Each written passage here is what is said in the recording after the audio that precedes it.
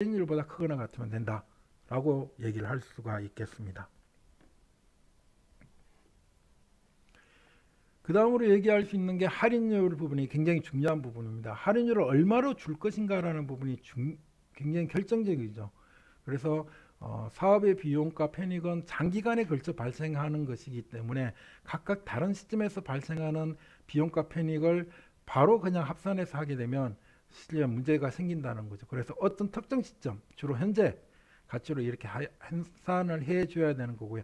그 환산을 하기 위한 R 값이 할인율이라는 겁니다. 그래서 일반적으로 우리가 알 수 있는 게 지금 현재 만 원의 가치는 10년 뒤에 만 원의 가치보다는 크다라는 거죠. 그래서 미래에 발생하는 비용과 편익은 그 가치가 현재 발생하는 비용 편익보다 작다라는 것을 의미하는 부분입니다.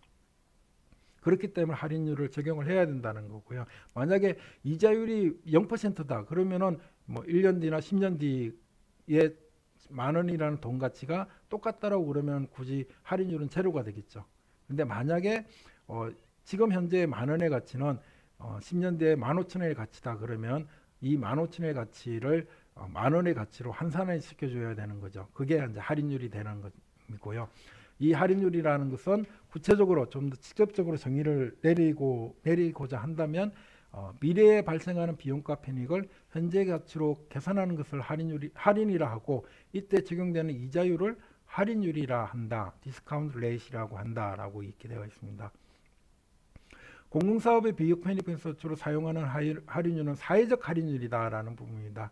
기업의 사채, 정부 채권, 금융기관의 저축과 대출 이자율 같은 시장 이자율과 다른 사회적 기회비용을 의미한다라고 얘기하는 거고요.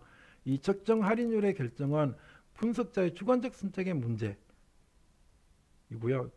문제이며 주요 국제기구 기준이나 유사사업의 할인율을 참고해서 최선율의 할인율을 선택하는 것이 보다 더 현실적인 방법이다라는 부분이고 우리가 예비타당성 조사에서는 아예 가이드라인으로 5.5%가 되어 있고요. 그 다음에 30년 이상 운영이 되는 SOC 사업이다 그러면 4.5%를 적용하도록 되어 있죠. 그래서 보게 되면 여기 나와 있습니다. 예비 타당성 조사에서는 사회적 할인율은 죄송합니다. 제가 잘못 설명했네요. 예타에서는 사회적 할인율은 4.5%를 적용하고요. 분석 기간이 30년 이상인 사업들은 4.5%를 적용을 한다. 30년 동안은 4.5%. 그 이유는 3.5%의 할인율을 적용한다라는 부분입니다. 매 3년마다 조정한다라는 것은 지난 시간에 얘기를 했습니다. 제가 잘못 설명을 앞에 조금 했거든요. 4.5%, 3.5%가 되겠습니다. 3.5%를 30년 이상인 경우에만 적용을 한다는 것도 여러분들이 알고 계셔야 될 내용이 되겠습니다. 그러면 사회적 할인율에 대해서 한 번 더 얘기를 하면 미래 소비의 현재 가치에 대한 기본적인 측정치를 어떻게 평가할 것인가 라는 것은 사회 시간 선호율, 소비자 할인율, 한계 수익률, 공공투자 기회 비용, 이용 이런 부분들을 고려를 해야 된다는 거고요. 사적, 민간의 할인율과는 상이하다라는 부분이고 사회적 할인율 결정치 고려사항 같은 경우에는 실질적으로 이런 부분들 시장 이자율, 민간 투자의 기회비용으로 반영해 정부 공채 이자율, 기업 할인율 이런 부분들에 대한 것을 우리가 고려하는 건 이거는 시장 이자율 그리고 정부 공채 이자율, 기업 할인율에 대한 거고요. 이 부분은 사회적 할인율 결정 시 고려를 하는 사항이다라는 것을 알고 계시면 될 것 같습니다. 사회적 할인율에 대한 얘기를 추가적으로 하고 있는데요. 경제성 분석에서 다른 시기에 발생하는 비용과 편익을 현재 가치로 환산하기 위한 할인율로 이자율과 유사하지만 반대의 개념이다라는 거죠. 그래서 현재 이자율이 연 10%라면 10년 내년에 11만 원이 되듯이 할인율이 연 10%라면 내년에 11만 원은 지금 현재의 10만 원이다라고 이렇게 얘기하는 거고요. 사회적 할인율이 높을수록 그리고 할인율의 기간이 길어질수록 현재 가치로 환산한 미래의 가치는 줄어든다라는 부분입니다. 할인율이 크면 클수록 미래의 가치를 좀 더 낮게 평가를 한다는 뜻이 되겠죠. 그리고 공공투자와 같이 투자 기간이 길거나 투자 효과가 오랜 시간에 걸쳐 나타나는 경우에 적용하는 것이 사회적 할인율이다라는 거고요. 보면은 아까 조금 전에 얘기했듯이 상이하다는 거죠. 개도국 같은 경우는 8에서 15%, 선진국은 3.5에서 10%의 사회적 할인율이고요. 우리는 6.5%에서 2007년에서 지금은 어떻게 됐어요? 4.5% 그리고 3.5%로 낮아지는 상황을 볼 수가 있습니다. 그렇게 되어 있고요. 그리고 최근 저성장, 저금리 기조와 맞물려서 사회적 할인율이 낮아지고 있는 추세다라는 거고요. 이 할인율에 대해서 여러분들 요걸 한번 살펴보시면 될 것 같아요.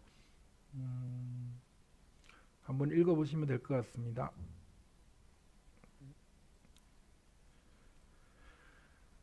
그리고 사회적 할인율에 대해서 얘기하는 부분이 우리가 낮은 사회적 할인율을 적용해야 된다라는 논거는 광범위한 외부 효과를 반영할 필요가 있고 사회 타임 호라이즌은 개인보다 더 장기적이기 때문에 사회적 할인율을 낮게 갖춰야 된다라는 부분에 대한 얘기고요.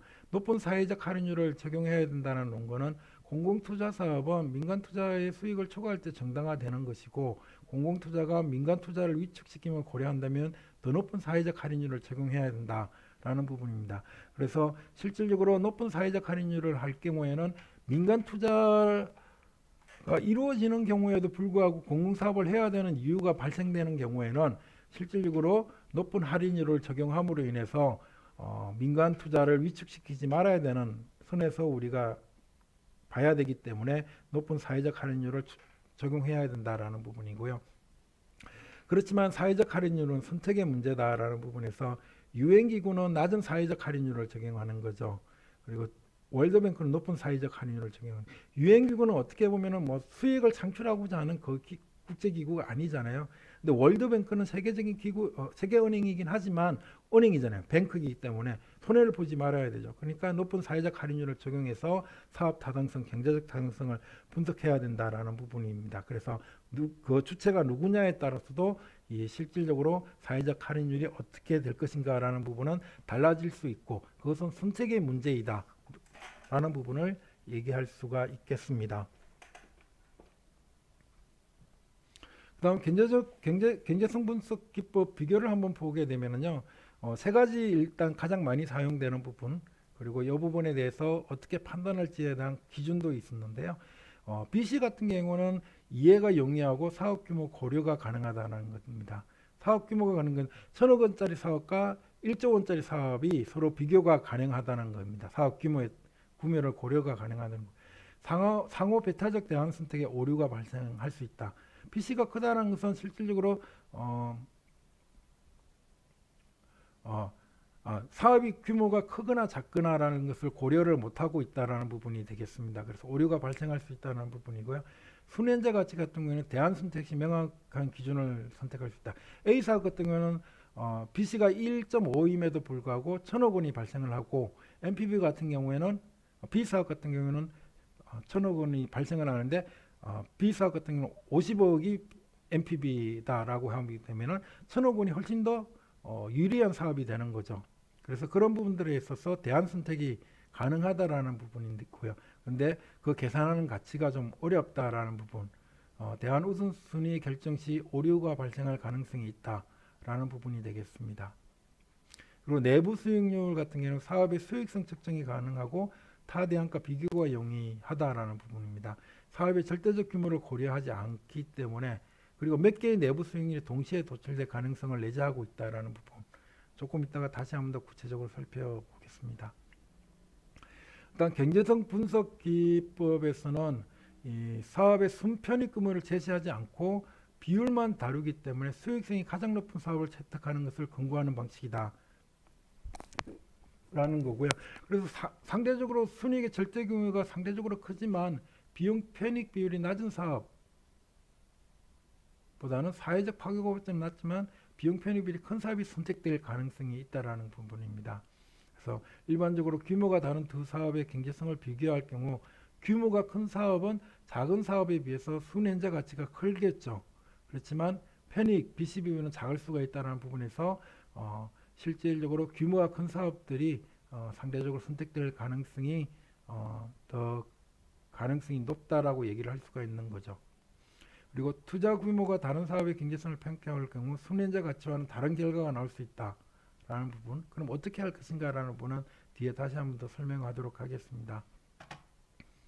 일반적으로 공공투자사업에 관심이 비용 대비 편익이나 편익의 극대화보다는 순편익의 절대적 크기에 있다면 우리가 순현자 가치를 BC 비율보다 레이시오보다 사용하는 것이 더 좋죠. 그래서 순편익의 그 절대적인 크기가 더 중요한 공공투자 사업이다라고 할 경우에는 NPV를 주로 사용하는 것이 더 좋겠다라는 부분이고요. 그리고 투자 수익률 같은 경우에는 재무적 관점에서 일반적으로 ROI, Return on Investment, 공공투자는 이를 BC라고 한다라는 건데, 근데 ROI와 BC 여기서 들어가는 것은 요거는 직접적인 비용과 편익, 돈의 흐름만 계산을 하는 거고요. 요거는 이제 간접적인 효과까지도 다 고려를 하는 걸 우리가 BC라고 얘기를 한다라고 하는 부분입니다. 그래서 비슷한 의미이다라고 여기서 얘기를 할 수가 있겠습니다. 그래서 현재 가치 부분을 계산하는 부분입니다. 우리가 BC라든지 순현재 가치를 계산을 할 때, IRR을 계산할 때 결국은 현재 가치화 시켜야 된다라고 얘기를 했잖아요. 그래서 그 현재 가치는 프레젠트 밸류 PV라고 되어 있고요. 미래 가치는 퓨처 밸류 FV라고 되어 있는 부분입니다. 그래서 미래에 얻게 될 가치는 명목적인 가치 플러스 시간의 흐름에 따른 기회비용인 시간 가치가 포함되어 있다라는 부분입니다. 그래서 동일한 부지만 미래의 부의 가치와 현재의 부의 가치는 달라진다라는 부분. 그래서 현재 가치 부분을 우리가 현가라고 얘기를 하고요. 현재로 형성하는 긍정은 프레젠트 밸류는 미래의 가치를 뭐예요? 1 플러스 할인율하고 그 시점 n승을 해주는 부분이 우리가 되겠습니다. 그렇게 해서 환산해 주는 부분이 되겠고요. 그래서 이것을 우리가 반복될 경우 1년부터 2년, 3년, n년까지 갈 경우에는 이렇게 해서 우리가 분석을 해준다라는 부분이고, 기회비용에 대한 설명이 여기서 나와 있습니다. 한번 살펴보시면 될 것 같아요. 그리고 현재 가치와 미래 가치 환산은 계산하는 방법은 우리가 엑셀에서 PV, FV 있습니다. 그래서 레이트이고요. 할인율이 되겠죠. 할인율에 대한 것이고, 그리고 MPR, PMT, FV 타입이라는 건데 PV, FV 나왔고, 레이트는 이자율 또는 할인율, MPR은 투자 기간, 넘버 오브 피어리어드 부분이고요. PMT는 지불 금액, 그리고 FV는 나와 있고, 타입은 이것을 납입을 시점으로 하느냐 아니면 기말로 하느냐, 기초로 하느냐 기말로 하느냐 라는 부분이 되겠습니다. 그래서 그것을 한번 보시게 되면 이렇게 나와 있는 부분이 되겠죠. 이렇게 해서 프레젠트 밸류의 값은 뭐예요? A3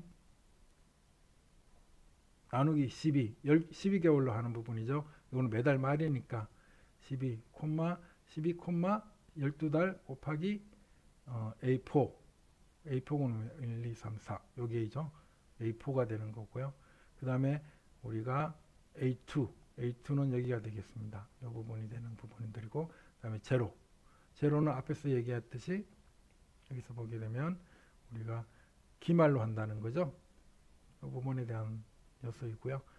퓨처 밸류 부분에 대한 것들도 비슷한 형식이니까 여러분들이 한번 봐주시면 될 것 같고요. 우리가 여기서 보면은 BC 계산하는 건 쉽죠. 그래서 편익의 현재 가치, 편익의 현재 가치 부분에서 투자한 AB가 있고, 그리고 투자한 AB에 대한 비용이 있다. 그러면은 우리가 비용 편익 비율을 계산하면 A 사업은 1.3의 값을 BC를 가지고 B 사업은 1.5의 값을 가진다. 그러면은 우리가 실질적으로 현재 가치화 시켰을 때 어떤 걸 해야 되느냐라는 부분은 당연히 경제적 타당성만 본다면 B 사업을 하는 게 유리하다는 것을 볼 수가 있죠. 그 다음에 순현재 가치 부분에 대한 부분을 얘기하겠습니다. 그래서 순현재 가치는 일정 할인율에 의해서 사업에 수반된 모든 비용과 편익을 기준 연도의 현재 가치로 할인해서 편익에서 비용을 차감한 값이고요. 0보다 크면 경제적 타당성이 있다는 것으로 해석을 하고, 만약에 제한적인 사업들이 있다 그러면 순현재 가치가 큰 사업들이 투자 대안이 보다 더 경제적 타당성이 있다라고 얘기를 하는 부분이 되겠습니다.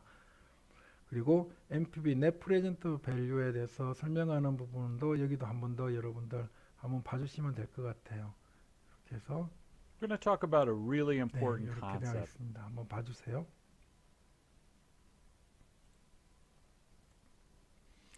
그리고 이 엑셀에서 순현재 가치를 구하는 방식에 대해서는 여기서 설명을 하고 있는데, 여기서 뒤에서 보게 되면 한번 직접 실습을 하면서 여기 보면 함수 마법사에서 재무 NPV를 선택을 하시면 됩니다. Net Present Value, 재무에서 NPV를 선택을 하면 되는 부분들인데요.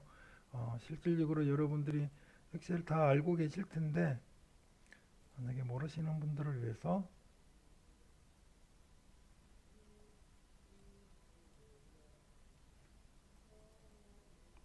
여기서 보면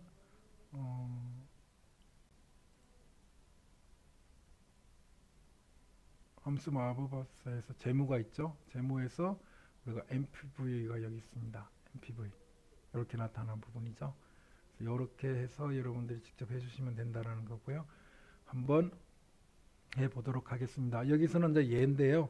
이게 A열이 되고 B열이 되겠습니다. 그리고 1행, 2행, 3행, 4행이 되어 있는데요. NPV는 보면은 이게 할인율 0.08이죠. A2 할인율 콤마 그 다음에 A4부터 A8 A4는 A1, A2, A3, A4 A4부터 A8 여기까지죠. 편익이죠. 편익을 할인율을 적용해서 얘기를 해주는 부분이고요. 그리고 비용은 여기 있죠. 비용은 여기 있으니까 이걸 더해주면 우리가 1922달러의 NPV 값이 나오죠. 즉 순편익이 1922달러라는 부분이 되겠습니다. 만약에 여기서 추가적으로 여섯 번째 연도에 추가적으로 만약에 9,000달러가 손해를 봤다. 그러면은 이렇게 해가지고 보게 되면 마이너스 3,749.47달러가 손해를 본다라는 부분이 되겠습니다. 순현재 가치 계산하는 방법 이렇게 나와 있고요. 여기서도 마찬가지 똑같습니다. 할인율이 먼저 들어가게 되고요. 함수 마법사를 이용해서 할인이 들어가고 밸류를 여기서 편익 이렇게 해주고 그리고 결과 확인해 주시면 이렇게 나오게 됩니다. 순현재 가치 한 번 더 사용하는 방법에서는 이렇게 나올 수 있는 거죠. 0년도, 그죠? 지금 현재 연도, 그리고 내년 다음 연도. 그래서 이 0년도만 45,000원이 투자가 되고 나머지 1차년도부터는 이렇게 비용이 다르게 나타난다. 편익이 다르게 나타난다라고 했을 때 이렇게 했을 때 우리가 NPV 값은 15% 만약 여기 값이 없으면 여기다가 15% 0.15를 곱 해주고 콤마 B2부터 B6 그리고 현재가 비용 더해주면 8,094원이 순편익이 생각을 하고요. 그 다음에 IRR 같은 경우에는 그냥 IRR 해서 B1부터 처음부터 끝까지 6까지 하면 IRR는 20.38 즉 20.38이니까 뭐예요? 15%보다 크죠. 그러니까 IRR로 기준을 한다고 그러면 우리가 이것도 사업성이 있다라고 얘기를 해주는 부분이 되겠죠. 그다음 내부 수익률 다시 한번 더 설명을 하도록 하겠습니다. 내부 수익률에 대한 것들은 사업의 시행으로 발생하는 편익과 비용의 현재 가치로 환산한 값이 같아지는 할인율을 구하는 방법이다 라고 되어 있습니다.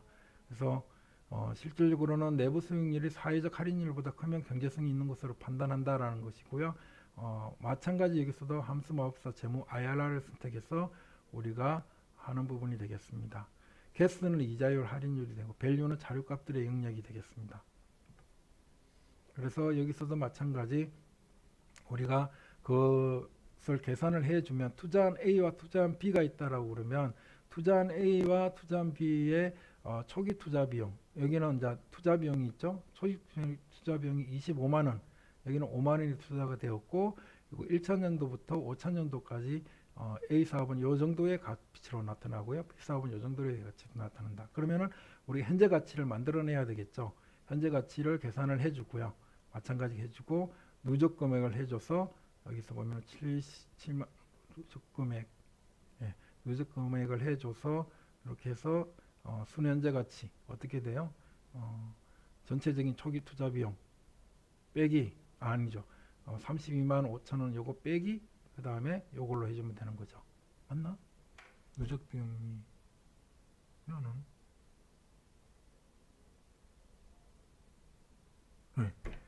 누적 비용이니까 요 값이 되는 거죠. 요 빼서 요 값을 빼주면 7만 5천 원이 되는 거고 이때 IRR은 0.28이 되는 거고요.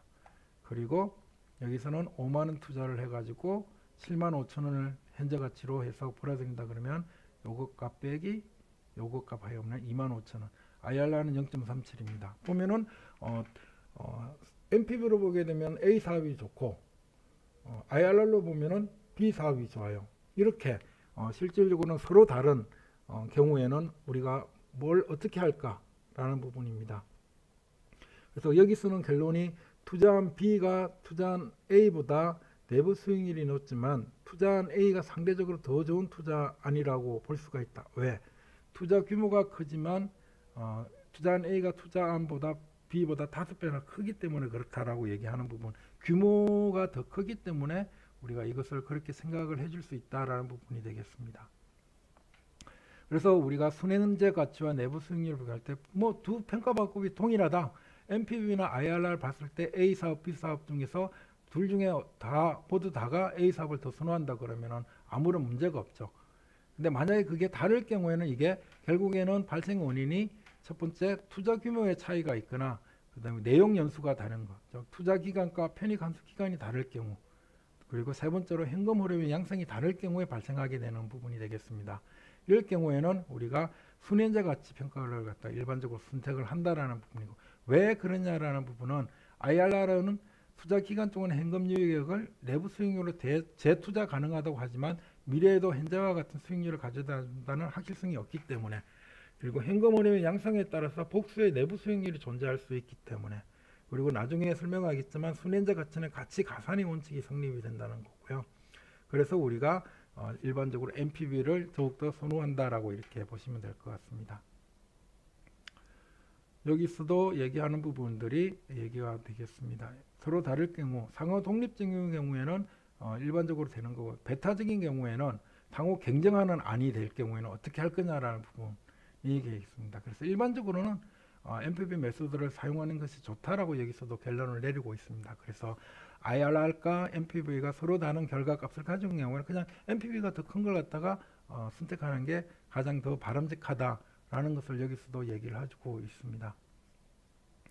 그래서 이 부분에서 왜 NPV IRR보다 더 합리적으로 유용하냐? IRR은 여러 개 존재할 수 있다라는 거죠. 현금 유인이나 현금 유출이 여러 차례 발생하는 경우에는 2차, 3차 이상의 고차 방식이 되어 여러 개의 해를 가진다는 거고요.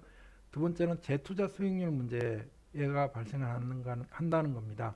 그래서 총 결정한 할인율을 가지고 NPV는 재투자하는 것을 가정하지만 내부 수익률 또는 할인율 자체를 구하는 것이므로 다시 동일한 투자에 재투자하는 것을 가정을 하고 있습니다. 근데 만약에 그 상황에 따라서 수익률이 나빠지는 경우 수익률이 또 반영하게 돼서 IRR이 또 달라지게 되는 거죠. 즉 굉장히 많은 변동성을 가지고 있는 부분이고요.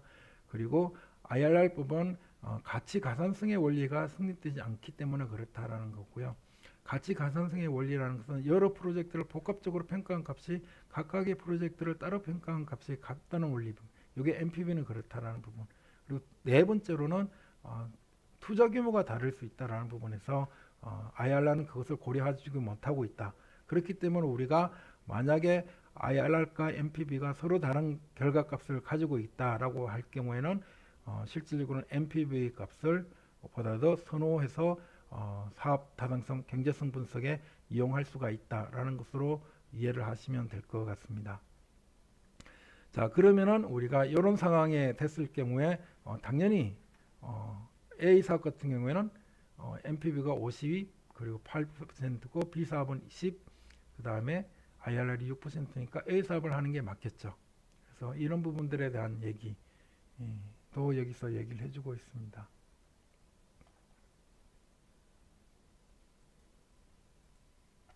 자, 그러면 경제적 타당성 분석에서 우리가 예비 타당성 조사에서 실질적으로 사용되어진 예를 통해서 한번 경제성 분석을 어떻게 하는지를 학습해 보도록 하겠습니다. 사례로서는 수도권 제2 외곽순환도로 안산에서 인천까지, 여기가 안산이죠. 안산 CRIC에서 인천까지 가는 외곽순환도로, 우리가 지금 보면은 제 수도권 외곽순환도로, 서울 외곽순환도로가 하나가 있고요. 제2 외곽순환도로가 지금 건설 중에 있습니다. 그 중에서 이 구간을 건설하는 사업이고요. 총 연장이 20km 정도 되는 거죠. 설계 4년이 걸리고요. 공사 7년이 걸리고 2030년에 완공이 되는 것으로 건설을 할 예정에 있습니다.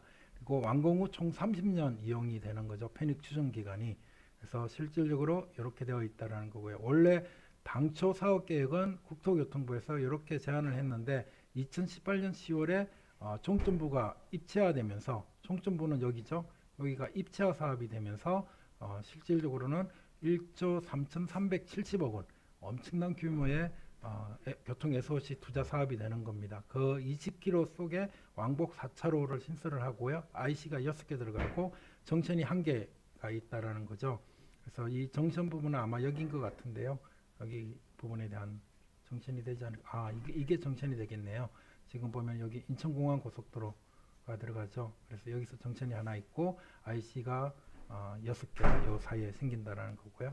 국비 보조 형태로 이루어지고요. 국고가 3,579억 원, 도로공사가 9,773억 원을 갖다 투자를 하고 시설 운영비 충당은 결국엔 통학료를 통해서 우리가 징수를 한다라는 부분이 되겠습니다. 이 사업에 대해서 경제적 타당성 분석을 한번 살펴보면은요. 일단은 가장 기본적으로 우리가 봐야 되는 부분들이 사업비를 어떻게 추정할 것인가라는 부분이죠. 그럼 사업비를 추정하는 것은 기본적으로는 연장이 얼마나 되느냐, 신설이 얼마나 되느냐라는 부분이고요. 그 다음에 IC가 몇 개나 있고 교량이 몇 개나 되고 터널이 몇 개가 되느냐. 터널은 한 개도 없죠. 그래서 여기서 보면 공사비, 그리고 보상비, 토지 보상비겠죠. 토지 보상비, 어업권 보상비 같은 것도 있네. 시설 부대 경비, 예비비 포함시켜야 된다고 되어 있죠. 예비비. 그래서 총 사업비가 나온 부분인데요. 공사비 같은 경우에는 토공 공사비, 교령 공사비가 있고 그 다음에 부가가치세까지 포함시켜서 이렇게 나와서 총 공사비가 실질적으로 보면 100만, 1000만, 5억, 10억, 100억, 1000억, 1조 2천억 원 정도, 1조 2,400억 정도가 되고 나머지 토지 보상, 지작물 보상, 어업권 보상비는 보게 되면 1억 9천만 원 정도, 상대적으로 굉장히 적죠. 그리고 예비비가 이렇게 나와 있습니다. 그래서 총 사업비는 1조 4,870 100만, 1000만, 5억, 10억 맞죠? 1조 4,870억 정도가 나와 있는 거죠. 여기서 보게 되면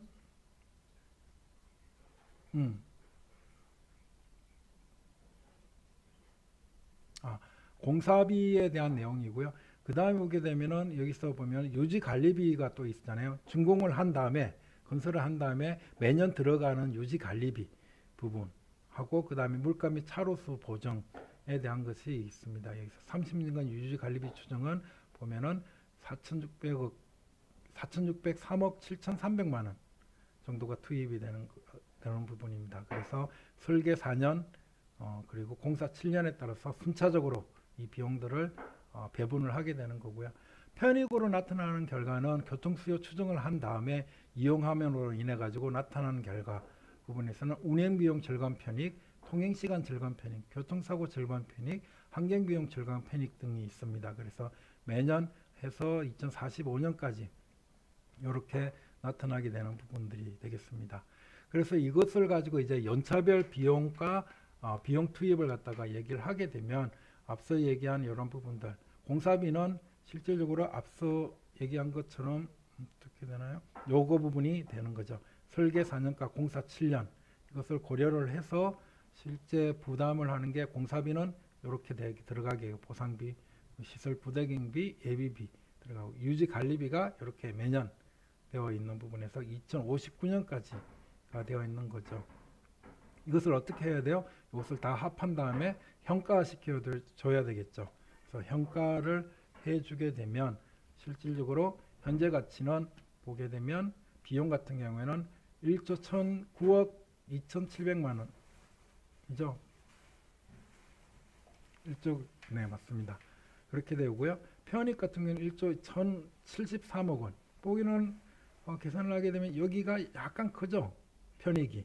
그래서 실제 얼마가 나올까라는 것을 우리가 여기서 보게 되면 사회적 할인율을 전제를 해가지고 운영 기간 해서 BC가 1.01, 그리고 NPV가 64.2억 원, IRR이 4.54.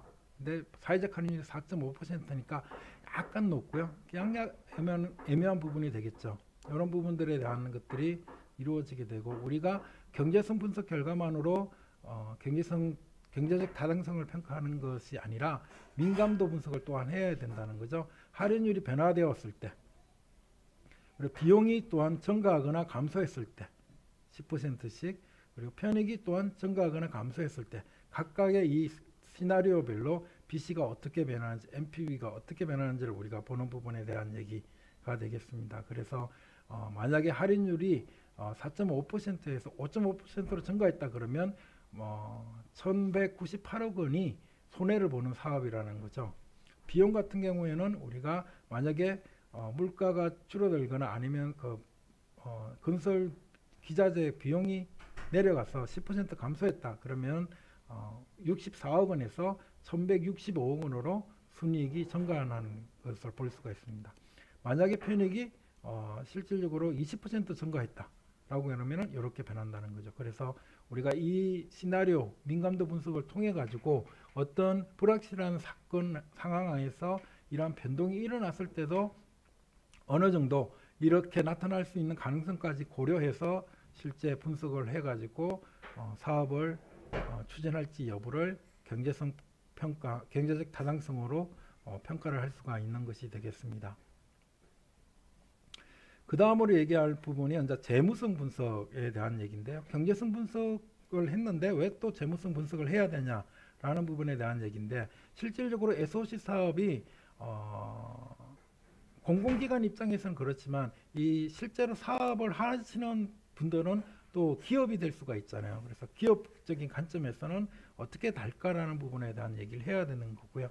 왜 재무성 분석을 해야 되는가라는 부분에서 그 개념적 정의를 살펴보면 당해 시설의 건설 기간과 서비스 제공 기간, 즉 운영 기간 동안 예상되는 현금 유출과 현금 유입을 현재 가치로 환산해서 사업 주체 내지는 사업 시행자인 투자자의 수익성을 평가하는 과정이 필요하다는 거고요.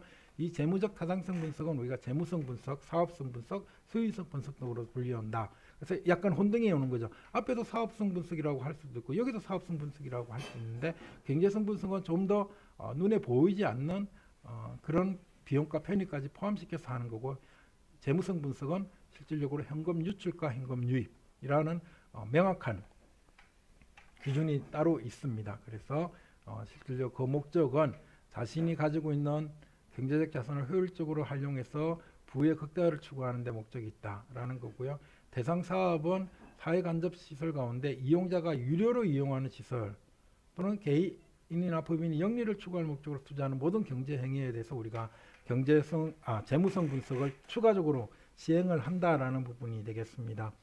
그리고 그것은 개인의 주식 투자나 가계 운영, 부동산 구입 이런 부분들에 대해서도 얘기할 수 있는 수익성 평가 방법이다라는 겁니다. 주로 공공시설뿐만 아니라 이런 모든 부분에 있어가지고 영리를 추구하는 관점에서 적용하는 분석 방법론이 되겠고요.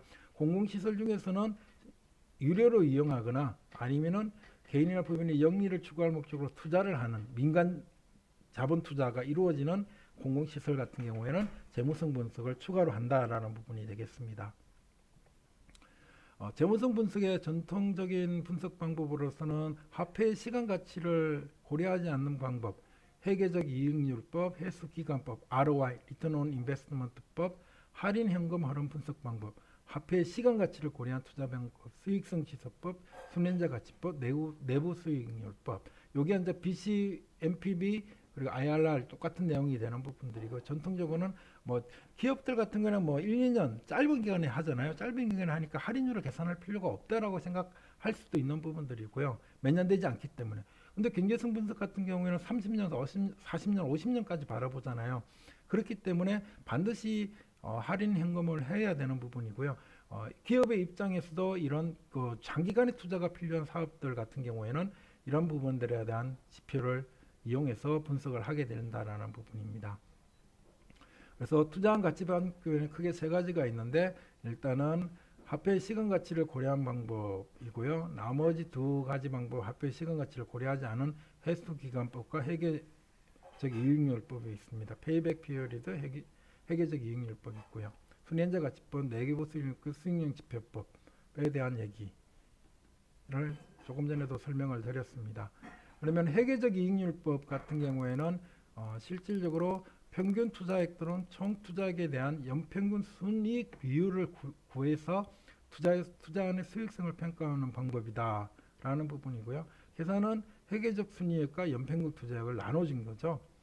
여기서 물론 시간 가치를 무시하고 있다는 단점이 있기 때문에 단기간 내에 이루어지는 부분에 대한 평가 방법이고, 해수기간법은 IRR가 약간 유사하긴 하는데 그 비용을 투자한 비용을 모두 해수하는데 걸리는 기간을 갖다가 계산하는 부분입니다. 페이백 피어리드 메소드라고 얘기하는 거죠.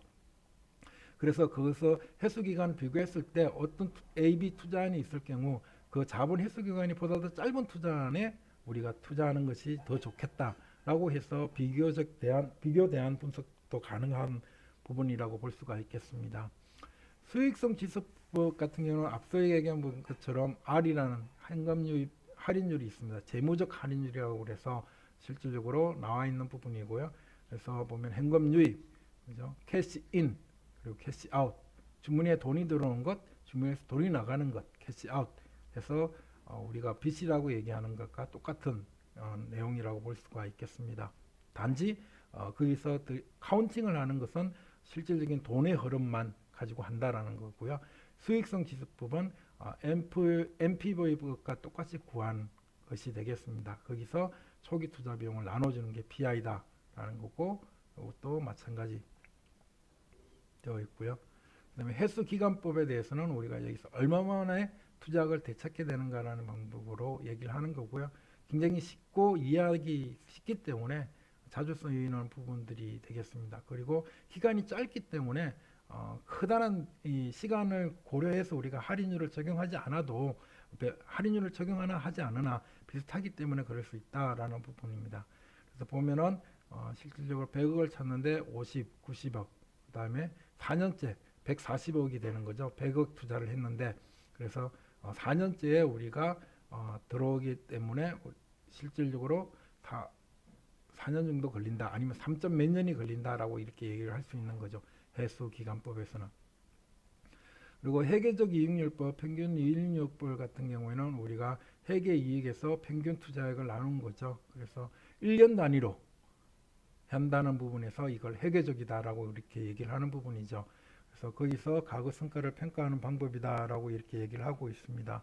그래서 이 부분에 대해서는 자기자본 수익률, 그리고 ROA 등이 있다라는 거고, ROE 자기자본 수익률은 한 기간이 단기 순이익을 자기 자본으로 나눠주는 것이다라는 부분이고, ROA는 단기 순이익을 자산 총액으로 나눈 값이다라고 이렇게 되어 있습니다. 둘 다 뭐예요? 회계장부상의 데이터를 단순 계산하는 화폐적 시간 가치가 고려되지 않은 계산법이다라는 부분이고요. 투자 수익률은 레버리지 효과, 즉 부채까지도 감안한 수익률이다라는 것이 투자 수익률 ROI가 되겠습니다. ROE, ROA, ROI라는 부분이 여러분들 건설회사나 민간회사에 들어가면은 많이 하는 방법이 되겠죠. ROI는 기본적으로는 기업 경영적인 관점에서 하는 거고, ROE는 주주의 관점에서 투자안을 평가하는 게 되겠습니다. 그리고 내부 수익률법, 순현재 가치법은 이미 다 알고 있는 내용이 되는데, 문제는 캐시인, 캐시아웃에 대한 것들이다라고 이렇게 알고 계시면 금방 이해가 될 것 같습니다. 예를 들어서 우리가 여기 민간 건설 사업, 도시개발 사업을 건설업체가 시작을 한다라고 얘기를 하게 되면 비용 산적, 사업부 및 사업비, 공정계획, 재원조달계획, 연차별 투자계획을 세워서 비용을 산정하고요. 수익 산정은 결국에는 도시개발 사업은 분양가죠. 그래서 분양가 부분에 대한 부분, 그리고 분양 비율을 얼마나 가져갈 거냐, 주거용지 얼마, 상업용지 얼마, 기반시설용지 얼마, 공시설용지 얼마, 그리고 각각에 대해서 우리가 벌어들일 수 있는 금액이 얼마 정도 되는지를 보아가지고 재무적 타당성 분석을 하게 되는 부분이 되겠습니다.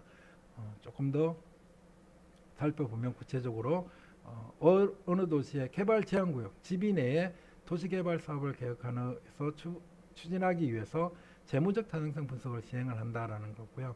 토지를 수용 또는 사용하는 방식으로 시행하는 거고 2010년을 기준으로 부지를 조성하고 그 조성 용지 가운데 분양 가능 용지, 즉 돈이 되는 용지를 공급해서 그 분양 대금을 회수하는 방식이다라는 거고요.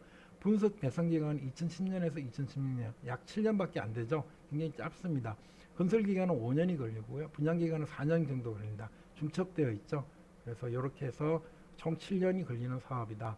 사업 수지 분석에 대한 지표로서는 IRR, NPV, PI를 종합적으로 분석해서 사용하는 거고요. 그리고 물가 상승률이나 물가 변동을 고려해서 실질적으로 인플레이션까지 고려하고요. 할인율은 공공사업이기 때문에 실질 재무적 할인율로 제시한 5.5%로 적용을 했다라는 것이 되겠습니다. 그래서 도시개발 사업의 내용을 보게 되면 이렇게 조성 면적, 각 용도별로 단독, 공공, 준주거, 상업시설, 업무시설, 체육시설, 도시기반시설 쭉쭉쭉 나왔습니다. 그래서 돈을 주고 공급하는 면적이 되겠습니다. 여기서 보면 그 면적에 따라서 이렇게 나오는 거고요.